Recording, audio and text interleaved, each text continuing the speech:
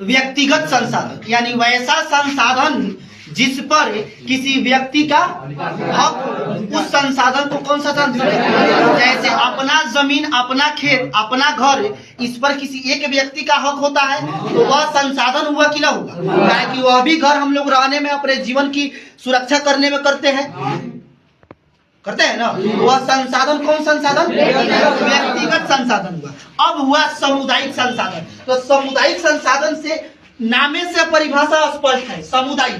सामुदायिक संसाधन का मतलब हुआ कि वैसा संसाधन जिस पर पूरे समुदाय का हक हो, वैसा संसाधन जिस पर पूरे समुदाय का हक हो, तो उस संसाधन को क्या कहेंगे? उस संसाधन को क्या कहेंगे? सामुदायिक का मतलब जिस पर सभी लोगों का हक हो। तो इस प्रकार में क्या आ सकता है? रेल, मंदिर आ सकता है। मंदिर भी तो एक प्रकार का वही हो सकता है ना। रेलवे, स्कूल, क्या इस पे तो सभी लोगों का हक हो सकता है ना, हो सकता है।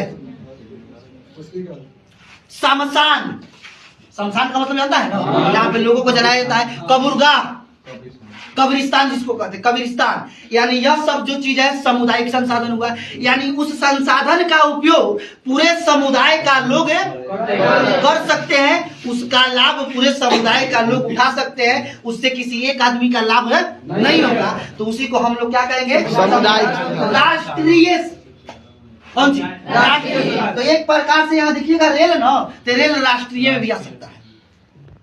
रेल राष्ट्र का संपत्ति है, रेल राष्ट्र का संपत्ति है, लेकिन सामुदायिक भी हो सकता है। काहे कि पूरे रेल में जब जाते हैं तो जाति पूछा जाता है, धर्म पूछा जाता है, आपका रिलेशन पूछा जाता है, कुछ नहीं। यानी इस पर सबका हक है। जो टिकट कटाएगा उस सबका, काहे कि रेल कहता है कि जो पहले आया उसका सीट हो गया।